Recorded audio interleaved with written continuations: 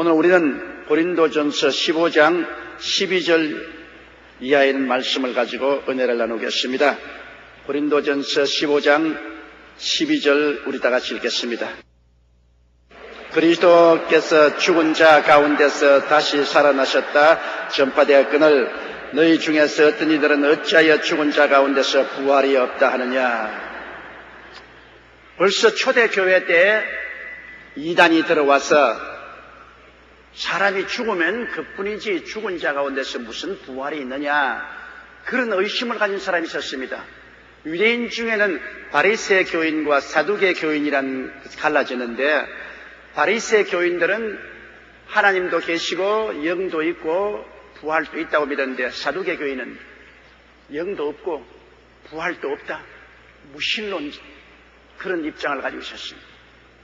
또 이 당시에 헬라 철학은 사람이 죽으면 영혼은 영생하되 육신은 부활하지 못한다. 그러나 영혼도 우주의 생명에 흡수되어 버리고 개체는 없다, 그러한 것을 주장한, 그래서 사두개 교인들의 무신론적인 입장과 로마에서 헬라 문화의 영향을 받아서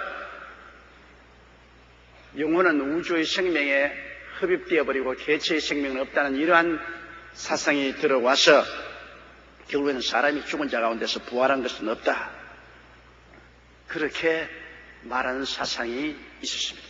오늘날에도 여러분, 세계 많은 성도들 중에 죽고 난 다음에 부활은 없다고 주장하는 사람들이 많이 있습니다. 또 어느 교파에서는 사람이 죽으면은 예수님 재림하실 때까지 아무것도 모르고 깊이 잠들어 있다. 예수님 재림할 때야 깨어나서 일어나지, 그전에는 완전히 잠들어서 아무것도 모른다, 그렇게 말하는 사람들도 있습니다. 그러나 여러분, 이 성경에는 그리스도께서 죽은 자 가운데서 다시 살아나시다 전파되었거늘 너희 중에 어떤 이들은 어찌하여 죽은 자 가운데서 부활이 없다냐. 예수님은 우리를 대표해서 죽으시고 장사하시고 우리를 대표해서 부활하신 것입니다. 여러분, 구약 성경 이사야 53장에 이미 보면 예수님의 부활에 대한 것을 뚜렷이 말하고 있습니다. 제가 찔리면 우리 허물을 나며 제가 상하면 우리 죄악을 담이라. 제가 징계를 받으므로 우리가 평화를 누리고 제가 채찍에 맞아 우리가 남을 열다. 우리는 다 양같이 거래당하여 제가 기적을 받거늘 야훼께서는 우리 무리의 죄악을 저에게 담당시켰도다. 그런데 예수님이 우리 죄를 담당하고 죽으셨잖아요, 구약시대에도. 그런데 이사야서 53장에 보면 그가 자기 영혼의 수고한 것을 보고 만족히 여길 것이라. 그가 전능하신 하나님과 함께 분깃을 나눌 것이라고 말했습니다. 죽어 없어지면 영혼의 수고한 것을 보고 만족히 느낄 수도 없지요. 죽어 없어지면 어떻게 하나님 아버지와 함께 분깃을 나눌 수가 있습니까? 벌써 구약 이사야 53장에는 예수님이 죽으셔서 부활하셔서 자기 영혼의 수고한 것을 만족히 느끼시고 그 다음 전능하신 아버지와 함께 그 성과를 나눌 것이라고 말씀을 하고 있는 것입니다. 또 우리가 너무나 잘 알다시피 역사적으로 예수님은 죽은 자 가운데서 부활한 것을 익히 알고 있습니다. 로마 사람들 그 당시에 여러 가지 거짓말을 만들었습니다. 예수님의 제자들이 예수님의 시체를 훔쳐다 놓고 부활했다고 말했다 했는데, 여러분, 예수님의 제자들이란 오합지졸입니다. 어부들이나 세리들이고 겁쟁이들입니다. 예수님 잡혀가는 것 보고 다 도망친 그들이 세계 최강의 로마 군인이 빌라도의 인장을 쳐놓고 난 다음 지키는 그 무덤에 들어가서 군인들을 물리치고 예수님의 시체를 훔칠 만한 용맹한 사람이 없었습니다. 또 만일 그렇게 했더라면 그 중에 몇 사람은 포로로 잡혔을 것이고 창에 찔려 죽었을 것입니다. 그러나 예수님 제자 중에 예수님 시체 훔치다가 잡혔다는 기록도 없으며 죽었다는 기록도 없습니다. 또 어떤 사람들은 말하기를 예수님께서 십자가에 못 박혀 있다가 내려놔서 서늘한 무덤에 놓으니까 그냥 깨어나서 부활했다 그랬다. 예수님 십자가에서 매달렸을 때 로마 군인이 죽은 것을 확인하기 위해서 창으로 가슴을 찔려 심장이 쪼개져서 피와 물을 쏟았는데 서늘한 데 들어가서 살아날 택이 어디 있어요? 그런 엉터리가 없죠. 또 예수님이 죽었다 부활하신 것이 거짓말인데 그것을 참말처럼 전달했다고 했는데, 여러분, 그리스도가 죽었다가 부활하지 못했는데 그 거짓말을 믿고 선포하기 위해서 12제자가 다 목숨을 버렸는데, 분명히 거짓말인 줄 알면서 목숨을 버릴 사람 누가 있어요? 예수님이 죽은 자 가운데서 부활하셔서 제자들에게 수없이 나타나시고 확증하고 또 그들이 성령을 받았기 때문에 그들은 목숨을 초계같이 버리면서 예수님은 죽은 자 가운데서 부활했다고 전파한 것입니다. 그리스도의 부활만큼 확실한 역사적인 사건은 없습니다. 예수님이 죽었다가 부활한 것이 조작되었다고 한다면 2000년 동안 여러분 그 거짓말 위에 선 교회가 왕성해질 수가 없습니다. 거짓말은 한 세대를 지나지 않고 다 폭로되어 버리고 마는 것입니다. 그러므로 예수 그리스도께서 죽은 자 가운데서 다시 살아나셨다 전파되었거늘 너희 중에 어떤 이들은 어찌하여 죽은 자 가운데서 부활이 없다느냐. 그런 엉터리가 어디 있냐. 예수 죽음 내 죽음, 예수 무덤 내 무덤, 예수 부활 내 부활, 예수 성천 내 성천인데, 예수 부활하셨으면 그리스도의 실을 우리가 가슴에 품고 있는 우리들도 그리스도와 함께 부활하는 것입니다. 육신으로 심고 신령한 몸으로 거두고, 죽을 몸으로 심고 영원히 살 몸으로 거두고, 추한 몸으로 심고 영광스러운 몸으로 다시 살게 되는 것입니다. 그러므로 우리는 이미 그리스도의 살아있는 그 씨앗을 마음속에 받았으므로 부활할 것이 확실한 것입니다. 지금 죽으면 우리 속 사람은 천국에 올라가서 낙원에서 부활의 날을 기다리게 되는 것입니다. 예수님 강림하실 때 우리를 데리고 오시면서 우리가 1차로 먼저 간 사람들이 부활하고 그 다음 남은 사람들이 변화를 받게 되는 것입니다. 그러니 예수 믿는 신앙이란 창창한 미래가 있고 확실한 희망이 있는 것입니다.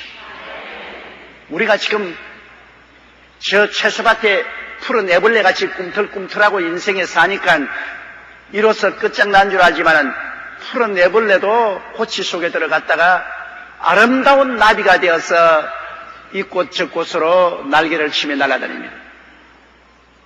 우리 비록 지금 육신의 몸을 쓰고 티끌 속에 살지만은 우리 다 부활의 영광스러운 몸을 얻고 그리스도의 형상을 닮아 영원히 살 날이 눈앞에 박두해오고 있습니다. 이걸 생각할 때 우리의 믿은 것이 얼마나 다행이고 얼마나 행복한 일인 것입니까?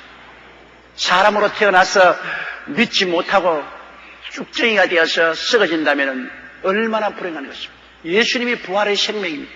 부활의 씨앗입니다. 부활의 씨앗이 심어지지 아니하면 쭉정이밖에 될 것이 없죠. 정말 기가 막힌 노릇 아니겠습니까? 13절요. 만일 죽은 자의 부활이 없으면 그리스도도 다시 살지 못하였습니다. 보십시오. 예수님과 우리는 생명 공동체입니다. 우리 사람이 죽었다가 부활하지 않는다면 예수 믿는 사람이 예수님도 부활 안 했다는 것입니다. 예수님은 우리와 운명 공동체인 것입니다. 예수님이 완전한 하나님이 완전한 사람으로 오셔서 사람과 일체가 되었습니다. 그래서 예수님은 우리를 품에 품고 십자가에 못 박여 죽었다가 장사한 이후 사흘 만에 부활하셨습니다. 그러므로 예수 그리스도와 우리는 생명과 운명의 공동체인 것입니다. 이렇기 때문에 예수 부활한다는 것은 우리가 확실히 그리스도를 따라 부활할 것을 말하는 것이고, 그리고 우리가 부활하지 않는다면 예수님 부활했다는 사실은 거짓말이 되고 마는 것입니다. 왜? 예수님 부활이 바로 우리 부활의 증거가 되기 때문에 우리가 부활 안 한다면 예수님이 부활했다는 사실은 거짓말이 되고 마는 것입니다. 예수님과 우리는 운명, 생명, 공동체가 되어 있는 것입니다. 그리스도는 우리의 머리요, 우리는 그의 몸의 지체인 것입니다. 머리와 몸은 언제나 일치가 됐지 머리 따로 놀고 몸이 따로 놀 수가 없죠. 예수 부활하시면 우리도 부활한 것이요. 예수 부활 안 했으면 우리도 부활 못하는 것이요. 우리가 죽었다가 부활하지 못한다면 예수님도 부활하지 않았을 것인데 예수님은 확실히 부활한 것이 증명되어 있기 때문에 우리도 예수님을 따라 부활하는 것은 확실한 사실인 것입니다. 14절요. 그리스도께서 만일 다시 살지 못하였으면 우리의 전파하는 것도 헛것이요 또 믿음도 헛것이다. 예수님이 부활 안 했는데 부활했다고 말했으니 거짓말 아닌 것입니다. 그리고 예수님 부활 안 했는데 부활했다고 믿었으면 그 믿음도 헛것이 아닙니다. 믿는다는 것은 확실한 것을 믿는 것이지요.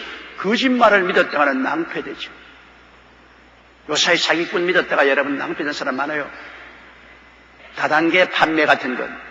다단계 판매를 일확천금한다고 해서 살림 다 바쳐가지고서 1,000만 원, 1,500만 원, 2천만 원 물건 받아가지고서 온 일가 친척에게 판다고 애를 쓰고 그 다단계 가입시키려고 애를 쓰다가 안 되니까 파산하고 신용 불용자가 되고 가산을 낭패한 이런 일들이 한두 번이 아닙니다. 이 세상에 일확천금이란 없습니다. 피와 땀을 흘려서 노력으로 얻지 그냥 다단계 판매를 통해서 한순간에 일확천금을 할 수 있다고 믿었다가는 큰 낭패를 당하는 것입니다. 저도 아는 사람들이 다단계 판매 들어오라고 나에게 여러 번 권면을 합니다. 자기 살려주는 셈 치고 다단계 판매 하나 들어달라고. 참 기가 막힌 일입니다. 나는 45년 동안 목회하면서 다단계 판매하다가 망한 우리 셀 리더들을 많이 보았습니다.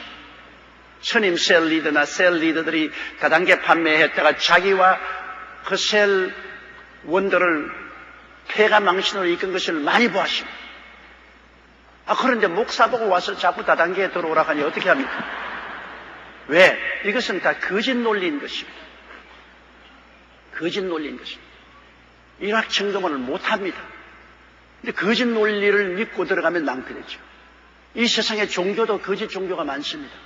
믿음으로 말미암아 구원을 받는다고 했는데 그 종교를 창시한 사람이 못 살아났는데 어떻게 믿을 수가 있습니까? 여러분, 모든 신앙은 영생을 우리에게 약속합니다. 영생은 증명이 돼야죠. 예수님처럼 확실히 죽었다가 확실히 부활해야 사망을 이기고 부활해서 영생이 있는 것을 증명되지. 그거에 이제 않고 자기도 죽어서 부활하지 못하시면서 죽음 저 건너편에 영생이 있다고 하는 사람은 거짓말 아닙니까? 누가 증명을 합니까? 수많은 종교들이 있지만은 종교를 창시한 그 사람이 솔선수범해서 영생이 있는 것을 증명해야 돼요. 그 증명은 다른 것 아닙니다. 죽었다가 부활해야 돼요. 저 건너편 세상에 갔다가 돌아와서 우리에게 보여주어야 우리가 저 세상에서 온 줄로 알지. 하고는 다시 소식이 없는 사람은 거짓말인 것입니다. 지금까지 역사 이래로 죽었다가 다시 살아나서 우리에게 전파하신 분은 예수님밖에 안 계십니다. 지금까지도 없었고 장차도 있을 택이 없습니다. 예수님만이 사망과 음부의 열쇠를 가진 사람입니다. 부활이요 생명이 되시는 것입니다. 그렇기 때문에 우리가 확실히 알고 믿어야 돼요. 만일 부활이 없으면 우리가 부활이 있다고 전파했으니 거짓말쟁이가 되고 그 거짓말을 믿은 사람도 절단강산이 되는 것입니다. 그러나 우리가 믿는 것은 확실한 것입니다. 예수님이 하나님의 아들이신 것과 우리 위해서 죽었다가 부활한 사실 확실한 것. 온 세상은 다 거짓되되 이것은 참됩니다. 죽고 난 다음에 영생이 있는 것도 확실합니다. 하나님 나라 혹은 지옥 두 어느 곳에 가든지 영생은 영생이죠. 하늘나라에 가서 영원히 살든지 지옥에 가서 영원히 살든지 그것도 확실한 사실인 것입니다. 15절요.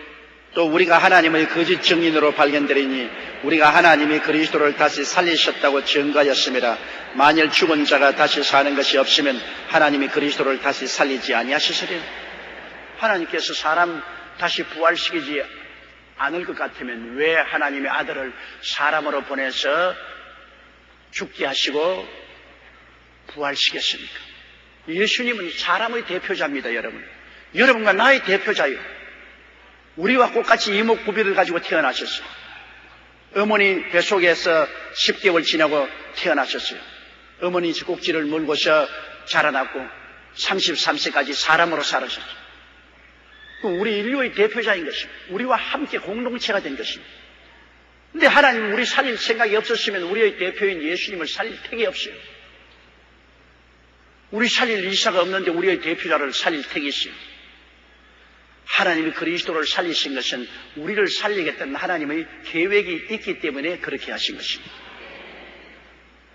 만일 예수 그리스도가 부활 안 했으면 우리의 모든 전파하는 것이 다 거짓말이기 때문에 하나님 앞에 우리는 거짓 증인이 되고 마는 것입니다. 거짓말쟁이가 되고 말이에요. 거짓말쟁이로서 심판받을 수밖에 없는 것입니다. 16절요. 만일 죽은 자가 다시 사는 것이 없으면 그리스도도 다시 사신 것이 없었을 터이요. 강조해서 말했습니다. 그리스도와 우리는 운명 공동체다. 예수가 죽은 것은 우리가 죽은 것이고 예수가 사신 것은 우리가 산 것이다. 예수 그리스도께서 살지 않으셨으면 우리는 희망이 없다. 예수님께서 살아나시면 우리는 그 안에서 함께 살 것이므로 희망입니다. 우리는 다 예수 안에서 사는 것입니다. 하나님께서 우리를 흑암의 권세에서 건져내서 그 사랑의 아들 나라로 옮겼기 때문에 여러분과 나는 모두 다 예수님 안에서 살고 있는 것입니다. 우리는 예수 안에서 먹고 자고 깨고 숨쉬고 살아요. 그러므로 그리스도에 있는 그대로 우리는 변화되는 것입니다. 예수님이 못 살아나시면 예수 안에 있는 우리들도 못 살아날 것이고, 예수님이 살아나시면 예수 안에 있는 우리들도 살아날 것이고, 예수님이 보좌 우편에 계시면 우리도 보좌 우편에 함께 올라갈 것이고, 예수께서 하늘나라를 상속으로 받으면 우리는 그리스도 안에서 함께 하늘나라를 상속으로 받을 것이고, 그리스도와 우리는 분리할래야 분리할 수 없는 운명 공동체가 되어 있는 것입니다. 17절요. 그리스도께서 다시 사신 것이 없으면 너희의 믿음도 헛되고 너희가 여전히 죄 가운데 있을 것이요. 그리스도가 못 살아났으면 우리의 죄는 용서 못 받았다는 것입니다. 왜냐? 예수님이 우리 죄를 짊어지고 십자가에 못 박여 그 죄값으로 죽어서 감옥에 들어갔으니까 예수님이 감옥에서 못 나왔으면 우리 죄 못 갚았다는 것이죠. 우리 2조 시대에 나라 천냥빚을 먹으면 잡혀서 감옥에 들어갑니다. 일정 기간 동안에 가족들이 그 천냥빚을 갚으면 감옥에서 나오고 못 갚으면 사형을 당했습니다. 그런데 나라 돈 천냥을 먹고 감옥에 들어가서 못 나왔으면 빚을 못 갚았구나, 사형당했구나. 그러나 천냥빚을 먹고 빚을 지고 감옥에 들어갔다가 버전이 나와서 살아다니면 갚았구나, 증거가 되는 것입니다. 예수님이 우리 죄짐을 짊어지고 무덤에 들어갔는데 못 나왔으면 우리 죄를 못 갚았으니 우리 모든 여전히 죄인이죠. 근데 예수님이 살아나셨으면 무슨 증거가 되는 것입니까? 예? 우리의 빚을 갚았다, 그거 아닙니까? 그죠? 예? 우리 빚을 짊어지고 예수님이 무덤에 들어갔으니, 살아났다는 것은, 무덤의 감옥에서 살아난 것은 우리 빚을 청산했기 때문에 살아난 것입니다. 다른 모든 지도자들이 죽어서 못 나온 것은 죄의 빚을 못 갚았기 때문에 감옥에 들어가서 못 나온 거예요. 갚아야 나와요. 못 갚으면 못 나오죠. 그래서 예수님이 여러분 부활 못했으면 우리는 여전히 죄인이요. 우리 죄 빚을 갚을 사람이 없습니다. 우리 스스로 죄 빚을 못 갚죠. 죄의 값은 사망이니까. 우리 죄 갚는다고 예수님이 대신 짊어지고 죽었는데 못 살아났으면 우리 죄 못 갚았으니 우리는 여전히 죄인이요. 우리는 하늘나라에 들어갈 희망은 전혀 없지. 우리의 그 머리털보다도 많은 죄, 원죄와 그 많은 자범죄를 예수님이 다 짊어지고 얼마나 경쾌하게 내가 다 이루었다, 내가 다 청산했다, 그렇게 외치시고 죽었다가 사흘 만에 깨끗이 부활해서 하나도 없이 다 청산해버렸으니 우리는 죄에서 해방된 그 무거운 죄짐이 우리 어깨에서 다 굴러떨어졌습니다. 이제는 우리는 용서받은 의인이 되었습니다. 옆에 있는 분들에게 당신은 용서받은 의인입니다, 그렇게 말했습니다.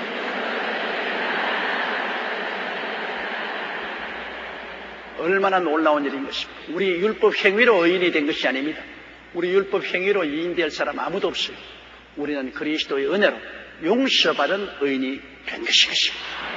우리는 24시간 내내 용서받고 일평생을 용서받고 의인이 된 것입니다. 항상 용서받고 있어요. 우리는 그리스도의 십자가를 통하여 일평생 벌써 용서받은 것입니다. 그 다음에 우리가 죄를 짓고 자꾸 회개하는 것은 성결하게 되기 위해서, 더 그리스도의 형상을 담기 위해서 우리가 죄를 지으면 또 회개하고, 죄를 지으면 또 회개하는 것은 구원받기 위해서 회개하는 것이 아니라 성결함을 받기 위해서 회개하는 것입니다. 일단 믿었으면 영원히 용서받은 것입니다. 오늘 내게 인터넷 편지가 한 통 왔는데 아주 고민에 찬 편지를 했습니다. 한 번 비침을 받고 타락하면 다시 죄사함을 받지 못한다는 히브리서의 말을 가지고, 한 번 예수 믿었다가 타락하면 다시 구원이 없다는데 자기는 자꾸 죄를 짓기 때문에 매일같이 타락한다는 겁니다. 그럼 나는 이제 구원을 받지 못하지 않습니다. 여러분, 한 번 비침을 받았다가 타락했다는 것은, 그 타락은 무슨 의미냐? 공개적으로 예수님은 나의 구주가 아니라고 선포해버리는 것을 말하는 것입니다. 공개적으로 예수님은 하나님 아들이 아니고 십자가에 못 박혀 죽었다가 부활한 것은 거짓말이고 그는 나의 구주가 아니라고 공개적으로 선포해버리면 그는 다시 구주의 불능이 되고 마는 것입니다. 그 말인 것입니다. 예수 믿고 난 다음 육신이 연약해서 또 거짓말하고 또 도둑질하고 또 방탕하고 또 잘못했다가 또 가슴치고 와서 회개하고, 이것은 타락이 아니라 성결을 향한 과정인 것입니다. 내가 더 깨끗하고 더 의롭고 더 거룩하게 살려고 하는데 자꾸 세상과 마귀의 유혹을 받아 자꾸 수렁에 빠져서 허덕이는 것은 타락이 아닙니다. 그것은 성결을 향한 하나의 몸부림인 것입니다. 우리 여러분, 몸이 땀이 나고 때가 묻으면 몸이 썩은 것입니까? 썩은 것이 아니죠. 더러워진 것이죠. 그럼 매일같이 목욕을 해야지. 썩은 것이면 공동묘지에 파묻어 버려야죠. 매일같이 파묻어 버리면 어떻게 합니까? 우리가 죽으면 파묻어 버리지만 우리 살아있는 이상 더러워지는 것을 씻으면 돼요. 우리가 예수 믿고 살아있는데 더러워진 것은 자꾸 씻어야 돼요. 자꾸 회개하고 자꾸 씻어야 되는 것이지 버림받은 것은 아닌 것입니다. 또 난 성령을 회방했으니까 이제는 용서를 못 받는다고 하는데 자기도 성령을 회방했는지 너무나 두렵다.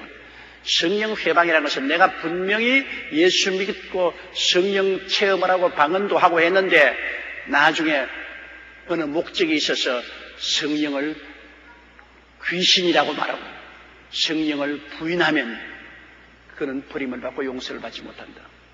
예를 들어 말하면 북한의 모 목사님, 그는 신학교 졸업하고 목사 안수 받고 목회를 하다가 북한이 공산화되었을 때 김일성의 일가 친척으로서 공산당의 높은 자리에 올라가자마자 그는 예수 그리스도와 성령을 부인해버렸습니다.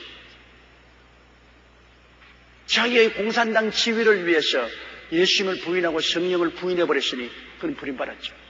그런 겁니다. 분명히 성령인 줄 알고 성령 충만했는데도 불구하고 자기의 집이나 명예나 권세나 돈을 얻기 위해서 이건 성령이 아니다, 이건 귀신이다, 그렇게 말하면 성령을 회방한 죄인 것입니다. 그런데 일반적으로 성도들이 이 세상에 살면서 세속의 유혹이 되어서 넘어졌다 일어나는 것은 타락한 것도 아니고 성령 회방한 것도 아닙니다. 그건 더러워진 것입니다. 그건 회개하고 씻기만 하면 되는 것입니다. 그렇기 때문에 좀처럼 비침을 받고 그리스도를 정면적으로 부인하는 사람 별로 없습니다. 또 성령 회방하는 사람도 별로 없습니다. 그저 이 세상에 살면서 마음은 원이로도 육신이 약해서 더러워질 따름이지. 또 회개하고 씻고 회개하고 씻고. 예수님께서 제자들을 모아놓고 성찬을 마치시고 타올을 몸에 걸치고 제자들 발을 씻길 때 베드로가 내 발은 못 씻깁니다. 그러니까 내가 내 발을 씻지 못하면 넌 나와 상관이 없다. 그러니까 그 머리도 씻겨 주시옵소서. 한 번 깨끗함을 입은 사람은 발밖에 씻을 것이 없다. 이미 심장한 말을 했으니 발은 행위를 말하는 것입니다. 한 번 구원받은 사람은 영원히 구원받았고 행위는 늘 씻어야 된다. 행위는 늘 더러워지니까 발은 먼지 속에 걸어다니니까 더러워지는 것처럼 행위는 늘 더러워지니까 늘 씻지만은 머리는 씻을 필요 없이 한 번 구원받았으면 영원히 구원받은 것입니다. 내가 그리스도를 부인하지 않은 이상은 영원히 구원받은 것입니다. 그 다음 18절요. 또한 그리스도 안에서 잠자는 자도 망하였으리라. 말할 필요 없지요. 예수님이 부활 안 했으면 예수 믿고서 죽은 사람도 부활할 틱이 없으니까 철저히 망해버렸지 뭐. 예수님 부활했는데 예수님을 믿은 사람 예수 죽음 내 죽음 예수 무덤 내 무덤 되고 말았지 뭐. 부활은 없지 않아요. 오늘 많은 종교를 믿는 사람들이 영생이 있는 줄 알고 믿었으나 믿고 나고 죽고서 영생인 줄 알고 보니까 지옥 앞마당에 와서 앉아있어요. 나 여기 온다고 말 안 했는데요. 그러나 길을 잘못 들었어요. 길을 잘못 들은 것 참 큰일 납니다, 여러분. 자기는 올바른 길인 줄 알고 갔는데 가보니까 길을 잘못 들었더라. 제가 한번 길만 잘못 들어서 혼이 난 되겠습니다. 미국의 산디아고에서 제가 부흥회를 하고 주일날 아침에 라카디냐라는 곳에 가서 아침 예배를 인도하기 위해서 버스를 탔습니다. 그래서 산디아고에서 버스를 타고 라카디냐라는 곳에서 내렸는데요. 거기에 내려가지고서 아무리 내가 설교하기 작정한 하나님의 성의 교회를 찾아도 없어요. 길을 잘못 들었습니다. 11시 예배 시간이 되니까 각 예배당에서 종소리가 울리는데 그때 내 속이 끓는 것은 말로 다 할 수 없어요. 이제 예배당에 지금 11시 예배 종소리가 되는데 나는 아직까지도 그 교회를 찾지를 못했습니다. 그래서 택시 운전사를 불러서 라카디나 이것이 아니냐니까 택시 운전사만이 이거는 라카디나 시고 또 라카디나는 다른 데가 있는데 라카디나는 곳이 두 곳이 있어요. 그런데 거기에서 내가 설교하기로 작정한 하나님의 성령의 교회 라카디나는 1시간 동안 택시를 타고 가야 된다는 겁니다.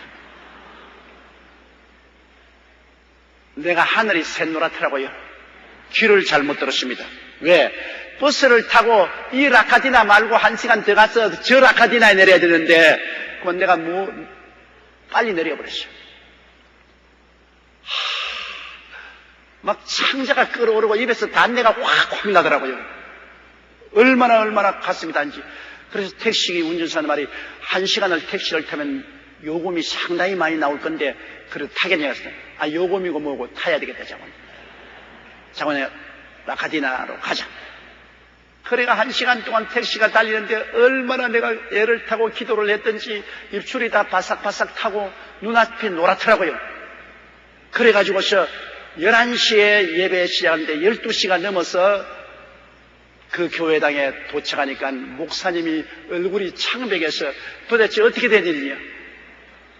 조용기 목사를 1시간 동안 기다려도 안 오니 그래서 내가 할 수 없이 교인들 앞에서 내가 미국 조용기입니다. 그러고서 자기가 예배를 인도했다는 것입니다. 그러니까 교인들이 거의 다 흩어졌어요. 조금 남아있어요. 조금 남아있는 교인들을 모시고 내가 예배를 인도했다. 예배를 인도하고 난 다음에 내 손해가 왕창 났죠. 택시비 다 지불했지. 속은 속대로 탔지. 그 교회는 정식 예배 설교 안 했으니까 사례금도 안 주지. 그날부터 그 돈을 복구하기 위해서 며칠을 굶었다고요. 나는 한정된 돈밖에 가진 것이 없으니까 이제 굶어서 그걸 때워야지. 길을 잃어버린다는 것은 여러분 기가 막힌 일입니다. 그러나 이 세상에서 길을 잃은 것은 도로 돌아올 수 있지만은 저 나라의 길은 도로 돌아올 수가 없어. 의하옹 하고 나면 끝장이야 그냥. 한 번 공동묘에 들어갔다가 내 미스테이크 했다, 실수했으니까 도로 돌아와서 새로 시작했다. 없어요. 못 돌아와요. 그렇기 때문에 이 땅에 살 동안에 길을 잘 선택해야만 되는 것입니다. 길을 못 선택하면 영원히 후회하는 것이요. 그 길이 어디 있습니까? 예수님이 내가 곧 길이요라고 말했습니다. 진리요 생명이니 나로 말미암지 않고는 아버지께로 올 자가 없나니라. 유일한 길입니다. 요사이 천당하는 길은 여러 곳에 있다. 산에 올라가는데 이쪽 길로도 올라가고 저쪽 길로도 올라간다. 그러므로 예수만 천당하는 길이 아니고 다른 종교의 길도 다 그 길로 가면 천당 간다. 그런 엉터리 같은 말이 어디 있어요. 목사들도 그렇게 주장하는 사람이 있습니다. 여러분, 우리는 저 하늘이 무너지고 이 땅이 꺼져도 1.1획도 변함이 없는 말씀에 써야 되는 것입니다. 말씀 밖에 나가면 안 돼요. 베드로가 말하기를 천하 인간에게 구원받을 만한 다른 이름을 주신 적이 없다고 말씀하셨습니다. 다른 이름을 준 적이 없어요. 예수 이름밖에 없어요. 예수님밖에 길이 없어요. 길을 잘 택해야 나중에 후회가 없지요. 길을 잘못 택하면 박살나는 것입니다. 예수님이 부활 안 했으면 예수님 믿고 죽은 사람들도 부활 안 해요. 다 망해버리고 마는 것입니다. 그러나 예수님이 부활하기 때문에 예수 믿고 죽은 사람 희망이 창창해요. 왜? 예수 안에서 다 부활할 것이기 때문인 것입니다. 19절요. 만일 그리스도 안에서 우리의 바라는 것이 다만 이생뿐이면 모든 사람 가운데 우리가 더욱 불쌍한 점. 예수 믿고 죽으면 그뿐이고 없다면은 우리 예수 믿고 난 다음 우리는 육신의 정욕, 안목의 정욕, 이생의 자랑을 따르지 아니하고 세상 쾌락을 다 두절하고 주님을 위해서 의롭고 거룩하고 참되게 살려고 노력하는 우리들만 박살났죠. 천당이 없으면 이 세상에서 무엇을 못하겠어요? 육신의 정욕과 안목의 정욕과 이 세상 자랑을 따르고 술 취하고 방탕하고 세상 오락 다 취하고 내일 죽을 것이니 오늘 먹고 마시자, 그렇게 할 것 아니겠습니까? 무엇 때문에 우리는 세상에서 절제하고 죄를 멀리하고 유혹을 멀리하고 탐욕을 물리치고 우리는 경건하게 살려고 애를 쓰고 합니까? 만일 이 땅에 사는 것이 이 땅에 사는 생명밖에 없다면은 그렇게 한 사람만 손해날 것이 아닙니까? 우리가 경건하게 살고 세상을 멀리하고 육신을 물리치고 사는 이유는 저 세상에 있기 때문에 그런 것입니다. 영원한 영생이 있기 때문에 우리 몸을 쳐서 복종시키고 주님 뜻대로 사는 것이지. 저 세상에 없으면 내일 죽을 것이니 오늘 먹고 마시자 할 것 당연히죠. 바울 선생도 여기 말씀하기를 만일 그리스도 안에서 우리의 바라는 것이 이 생뿐이면 모든 사람 가운데 우리가 더욱 불쌍하다. 이 세상 쾌락을 못 누리고 살았으니 우리만 불쌍할 것이 아닙니다. 우리가 바라는 것은 이 세상이 아닙니다. 이 세상은 우리가 행인과 나그네로 지나가는 길입니다. 나그네 길이에요.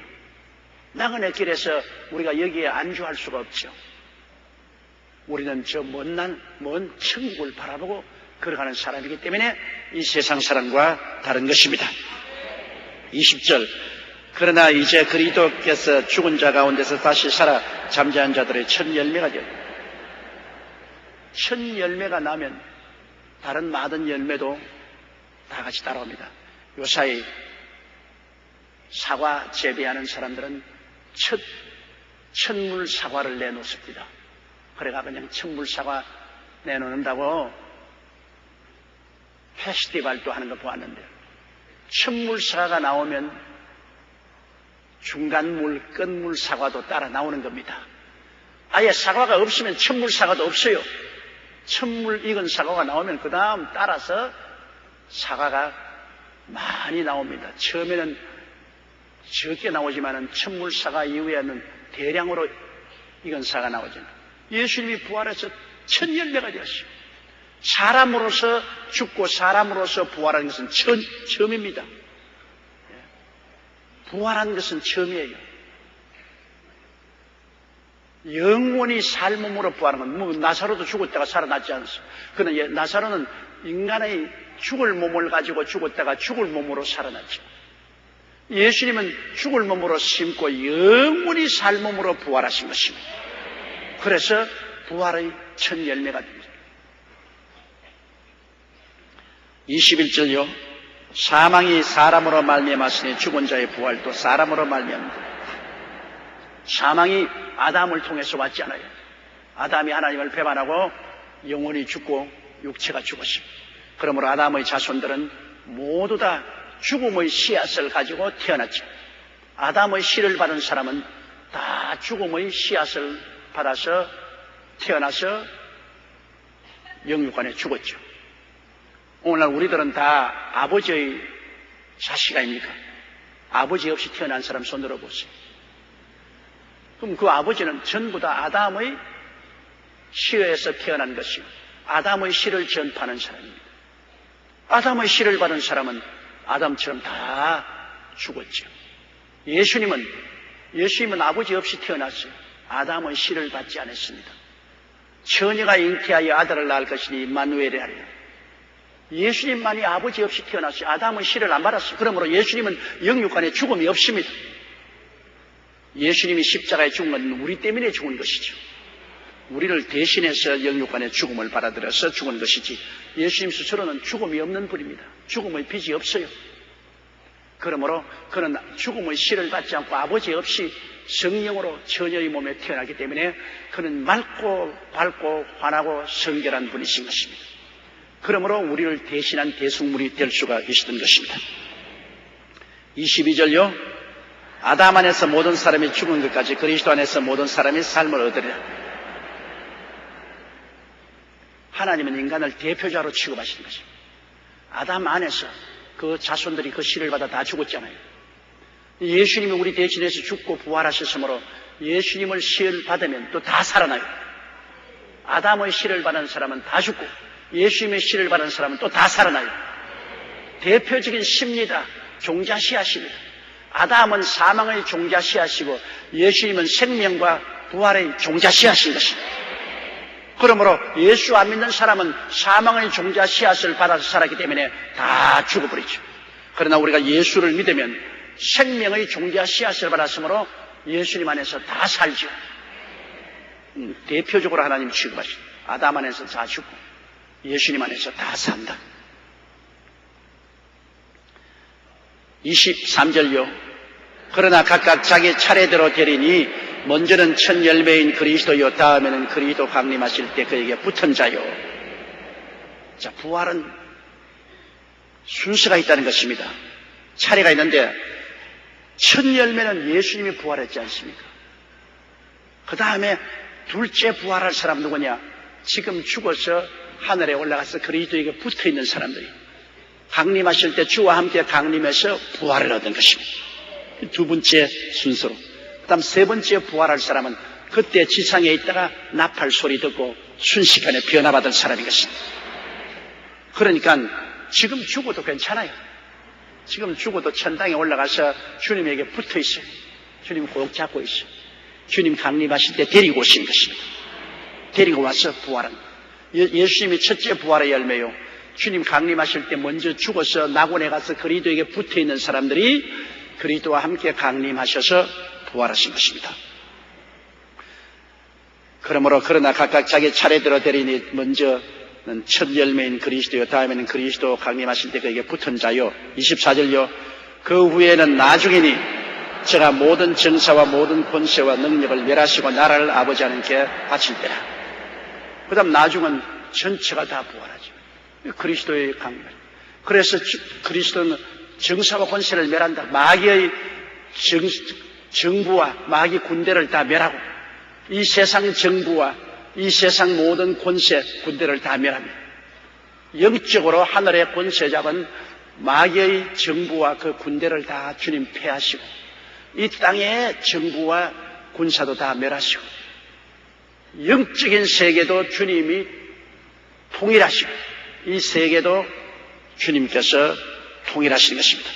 그래서 모든 것을 주님께서 통일하셔서 하나님께 바치는 것입니다.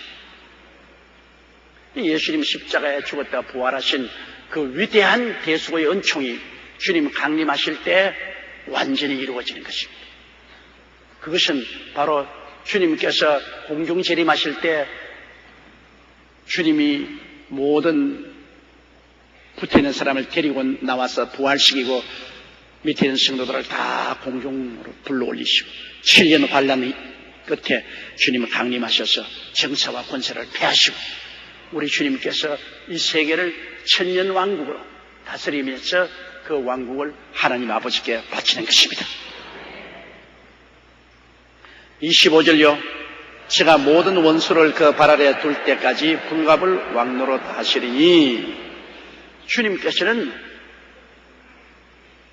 이제 7년 환란 마치고 7년 동안 주님께서 왕노릇 하시다가 잠시 동안 사탄을 무정행에서 풀어놓으니까 사탄이 와서 또 천하만국을 꿰입니다. 죄 없이 7년 동안 사람들이 다시 한번 키질하는 것입니다. 그때 또 많은 사람들이 하나님을 대적하고 일어납니다. 그를 주님께서 완전히 멸해버리시고 난 다음에 신천신지 영원 무궁세계를 주님이 여시는 것입니다. 그때 주님께서는 모든 안 믿는 사람들이 다 부활하게 하시고 백보자 앞에서 그들을 심판하십니다. 그들이 생명책에 안 기록됐다는 것을 확실히 그들에게 인식시키시고 사탄과 그 사자들과 그 모든 그리스도를 배반한 사람들을 이제는 옥에서 끌어내서 불과 유황으로 타는 못에 던져 넣어버리고 그때부터 신천신지 영원 무궁세계가 이루어지는 것입니다. 그러므로 그때까지 주님은 완전히 이제는 왕으로서 다스리는 것입니다. 26절요. 맨 나중에 멸망받을 원수는 사망입니다. 사망은 우리 원수입니다. 사망은 우리 친구가 아니죠. 그런데 맨 나중에 주님께서 신천신지 영원 무궁세계로 들어갈 때는 이제 죽음이란 없는 것입니다. 사망과 음부도 다 불과 유황으로 탄 못에 던져버려요. 지금은 우리가 죽습니다. 몸은 죽어요. 그러나 영은 주님께 붙어서 나그네가 있죠. 우리가 부활하면은 이젠 사망은 우리에게 손 못 대죠. 그러나 예수 믿고 부활한 사람에게는 사망이 손 못 대지만 아직 세상에 사는 사람들에게는 사망이 주장을 하죠. 그러나 7년 왕국 이후에 주님께서는 사망과 음부도 불못에 던져버리고 이제 인류에게 사망이란 다시 없습니다. 이제는 영원한 부활의 영광과 그리스도의 통치하에서 우리가 살게 될 것입니다. 27절요. 만물을 저희 발 아래 두었다 하셨으니 만물을 아래 둔 말씀하실 때 만물을 저희 발 아래 두시니가 그 중에 들지 아니한 것이 분명합니다.